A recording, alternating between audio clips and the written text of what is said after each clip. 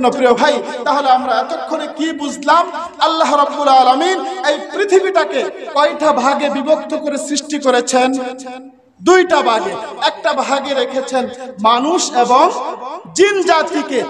এছাড়া পৃথিবীতে যত সৃষ্টিকুল আছে, যত মাখলুকাত আছে, তামাম সৃষ্টিকুল আর তামাম মাখলুকাতকে আল্লাহ রাব্বুল আলামিন কি জন্য সৃষ্টি করেছেন? নবীজি হাদিসের মধ্যে বলেন, قال النبي صلى الله عليه وسلم إنما خلقت لكم وأنتم خلقتم أو كما قال النبي صلى الله عليه وسلم। নবীজি বলেন, এই পৃথিবীর মধ্যে যত সৃষ্টিকুল আছে, সমস্ত সৃষ্টিকুলগুলো মানব জাতির সেবায় নিয়োজিত। বলুন না সুবহানাল্লাহ।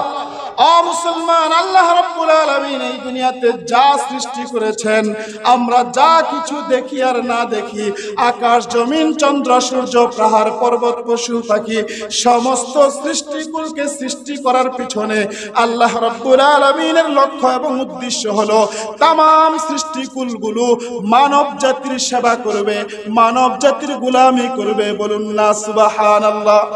ও মুসলমান, বলুন তো দেখি, মানব জাতির গোলামি করে কি না? আপনি একটা গরুর দিকে তাকান, আপনি একটা মুরগির দিকে তাকান। মুসলমান, একটি গরু সে তার বাচ্চাকে দুধ না দিয়া মানুষের জন্য দুধ দেয়। কথা বলেন ঠিক কিনা? একটা গরু তার জীবনটাকে মানুষের জন্য বিলায় দেয়। কেন বিলায় দেয়? তার কারণ হলো আল্লাহ রাব্বুল আলামিন এই সৃষ্টিকুলকে সৃষ্টি করেছেন শুধুমাত্র কেবলমাত্র মানব জাতির গোলামি করবার জন্য। বলুন না সুবহানাল্লাহ।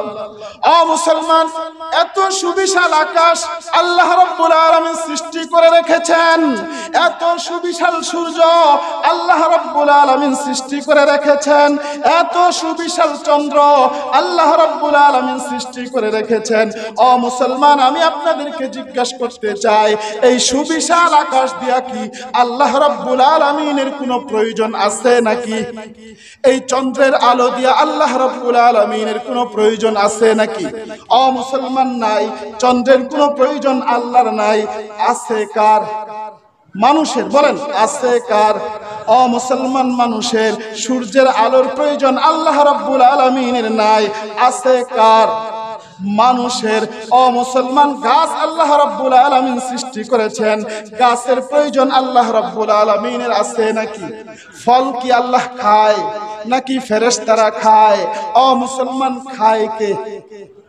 আর জোরে আওয়াজ করে বলেন, খায় হলো মানুষ।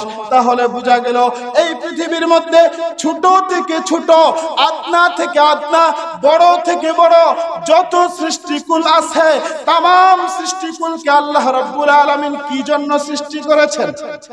মানুষের গোলামি করবার জন্য সৃষ্টি করেছেন, মানুষের খেদমতের জন্য সৃষ্টি করেছেন। ও মুসলমান, এই দুনিয়ার মধ্যে এমন কোন সৃষ্টিকুল আপনি পাবেন না, এমন কোন জিনিস পাবেন না যেই জিনিসটা মানুষের সেবায়, মানুষের গোলামির মধ্যে নিয়োজিত না।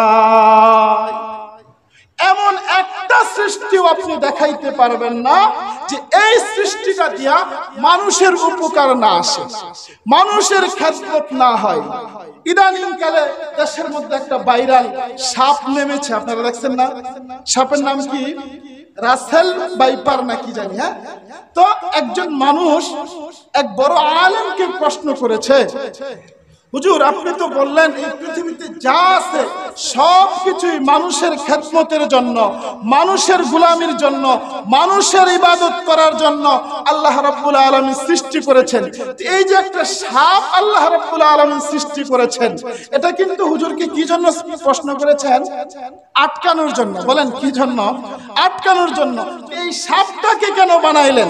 এটা দিয়ে মানুষের কি উপকার আসে? এটা দিয়ে কি মানুষের কোনো উপকার হয়? বরঞ্চ এই সাপ তো মানুষকে কামড় দেয়, দংশন করে, এই সাপের মাধ্যমে মানুষের ক্ষতি হয়। এটাকে আল্লাহ রাব্বুল আলামিন কেন বানাইলেন? তখন বড় আলেম খুব রিসার্চ করা শুরু করলেন। রিসার্চ করে দেখেন এই সাপের মধ্যে যে বিষ আছে, এই বিষটা এমন একটা পদার্থ, মানুষের শরীরের মধ্যে কিছু রোগ হয়, যেই রোগের ঔষধ বানাইতে গিয়া এই সাপের বিষটাকে ব্যবহার করতে হয়। বলুন না সুবহানাল্লাহ। তাহলে এবার বলেন, এই পৃথিবীতে এমন কোন জিনিস আছে যেটা মানুষের সেবায় নিয়োজিত নয়? অমুসলমান একটা নিকৃষ্টতম প্রাণী কুকুর, এই কুকুরের কাজ কি? বলেন, কথা বলেন। কুকুরের কাজ কি? এই কুকুরটাকেও বানিয়েছেন মানুষের খেদমতের জন্য, মানুষের সেবা করার জন্য, মানুষের গুলামি করার জন্য। মুসলমান, এভরিথিং কথা হলো, আমি আপনাদেরকে এই কথাই বুঝাতে চাচ্ছি, আল্লাহ রাব্বুল আলামিন এই গোটা পৃথিবীকে দুইটা ভাগে বিভক্ত করে সৃষ্টি করেছেন। এক ভাগে রেখেছেন মানুষ এবং জিন জাতি। এটাকে সৃষ্টি করেছেন শুধুমাত্র কেবলমাত্র কি জন্য? বলেন, জোরে বলেন। আল্লাহ রাব্বুল আলামিনের ইবাদত আর গোলামি করার জন্য। আরেক ভাগে রেখেছেন হলো গোটা কুল কায়নাত, গোটা সৃষ্টিকুল, গোটা মাখলুকাত। এই সৃষ্টিকুলগুলোকে আল্লাহ রাব্বুল আলামিন সৃষ্টি করেছেন কি জন্য? মানুষের সেবা করার জন্য, মানুষের গোলামি করার জন্য, মানুষের বন্দেগী করার জন্য। মুসলমান, এবার বলেন, আল্লাহ রাব্বুল আলামিন যে গোটা সৃষ্টিকুলকে মানুষের খেদমতের জন্য নিয়োজিত করেছেন, এই গোটা সৃষ্টিকুল মানুষের খেদমত করে যাচ্ছে কি যাচ্ছে না? কথা বলেন, যাচ্ছে কি যাচ্ছে না? যাচ্ছে মানে কেমন যাচ্ছে? যেই দিন এই সৃষ্টিকুলকে সৃষ্টি করেছেন সেই দিন থেকে এটার অস্তিত্ব যতদিন থাকবে ততদিন সে মানুষের সেবা করে, ততদিন সে মানুষের গোলামি করে, ততদিন সে মানুষের খেদমতে নিয়োজিত। কিন্তু মানুষকে আল্লাহ রাব্বুল আলামিন আশরাফুল মাখলুকাত হিসেবে বানিয়েছেন। মানুষকে যেই লক্ষ্য নিয়ে বানিয়েছেন, মানুষকে যেই উদ্দেশ্য নিয়ে বানিয়েছেন, মানুষ কি তা পুঙ্খানুপুঙ্খানুভাবে আদায় করে? কথা বলেন, আদায় করে? আদায় করার প্রয়োজন আছে না নাই? প্রয়োজন আছে। এই জন্য প্রিয় ভাই, দুনিয়ার মধ্যে আমার আর আপনার দ্বিতীয় কোনো কাজ নাই, কাজ একটাই, আল্লাহর ইবাদত আর বন্দেগী করা। এই জন্য দেখেন, একটা পশু পাখি আপনার সেবা করতেছে, তার জীবন বিলায় দিতেছে, কিয়ামতের দিন এগুলো আল্লাহর আদালতে নালিশ করবে কি করবে না? যে আমি আমার জীবনকে বিলীন করে দিলাম, আমার গলায় এই মানুষ ছুরি ধরলো, আমাকে জবাই করে খেলো শুধুমাত্র কেবলমাত্র আল্লাহর হুকুমে। কিন্তু এই মানুষগুলোকে আপনি যেই জন্য বানিয়েছিলেন, এই জিন্নাতগুলোকে আপনি যেই জন্য বানিয়েছিলেন, তারা আপনার হুকুম পুঙ্খানুপুঙ্খানুভাবে আদায় করে নাই। প্রিয় ভাই, বলেন, সেই দিন আমাদের বাঁচার কোনো উপায় আছে? আর জোরে আওয়াজ করে বলেন, আছে? এই জন্য আমাদেরকে আল্লাহ রাব্বুল আলামিনের ইবাদত আর বন্দেগী করেই দুনিয়াতে চলতে হবে। আর ইবাদত আর বন্দেগী করার ফর্মুলা কি? ফর্মুলা হলো দুইটা। এক নাম্বার হলো ঈমান, দুই নাম্বার হলো আমল। বলেন, এক নাম্বার কি? এক নাম্বার হলো ঈমান, দ্বিতীয় নাম্বার হলো আমল। আপনাকে এক নাম্বারে ঈমানদার হতে হবে, পরিপূর্ণ ঈমান গ্রহণ করতে হবে। ঈমান ছাড়া আপনি যত ইবাদতই করেন না কেন, কোন ইবাদতের মূল্য আল্লাহর কাছে নাই। এটার জন্য আমি ছোট্ট একটা মিসাল দেই, আপনারা খুব ভালো করে বুঝবেন। আপনাদের এলাকায় নদীতে মাছ ধরে না? মাছ, একজন মানুষ সারা দিনভর মাছ ধরলো। মাছ ধরার পর যে মাছটা রাখা হয় সেটার নাম কি? আমাদের দেশে বলে খালই। আপনারা কি বলেন? খালই। এই সেই সারা দিন আর রাত মাছ ধরতেছে আর খালয়ের মধ্যে রাখতেছে, মাছ ধরতেছে আর খালয়ের মধ্যে রাখতেছে। সারা দিন রাত মাছ ধরার পর সে মাছ নিয়ে বাড়িতে যাবে অথবা বাজারে যাবে। খালইটা যখন উঠাইলো, উঠানোর পর দেখলো খালয়ের সব ঠিক আছে, কিন্তু শুধুমাত্র তলাটা নাই। বলেন, সে কতগুলো মাছ নিয়ে বাড়িতে যাবে? 5 মণ, 10 মণ? কথা বলেন, কতগুলো মাছ নিয়ে বাড়িতে যাবে? একদম গুল্লা, জিরো। কারণ এই মাছ সংগ্রহ করার জন্য, তার এই মাছ টিকার জন্য প্রধানতম শর্ত হলো খালয়ের তলাটা ঠিক থাকতে হবে। কথা বলেন ঠিক কিনা?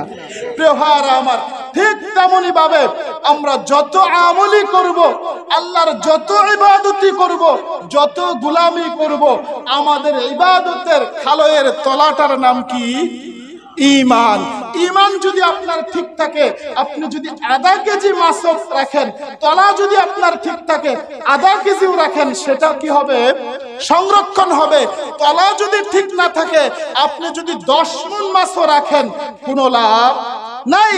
ঠিক তেমনি ভাবে প্রিয় ভাই, আমার আপনার ঈমানটা যদি ভালো থাকে, আমার আপনার ঈমানটা যদি পাকাপোক্ত থাকে, আমরা অল্প আমল করি, সেটাই কি হবে? সংরক্ষণ হবে। অল্প কিছু ইবাদত করি, অল্প নামাজ পড়ি, কোনো মতে ফরজ নামাজটা পড়লাম, কোনো রকম ভাবে দৈনিক একটু কোরআন তেলাওয়াত করলাম, একটু তাসবিহ তাহলিল করলাম, মাসে মাসে একটু আল্লাহ রাস্তায় সময় দিলাম, তাহলে আমরা যদি অল্প অল্প করতে পারি, সেটাই আল্লাহ যদি কবুল করে নেয়, আমার আপনার জীবন ধন্য হয়ে যাবে। আমার আপনাকে আল্লাহ রাব্বুল আলামিন জান্নাতের মেহমান হিসাবে কবুল করে নেবেন। বলুন না সুবহানাল্লাহ। এই জন্য প্রিয় ভাই, আমরা সকলেই পারবো তো যতদিন বেঁচে থাকবো আল্লাহ রাব্বুল আলামিনের ইবাদত আর বন্দেগী করতে। আমরা আজকে থেকে করবো তো প্রিয় ভাই।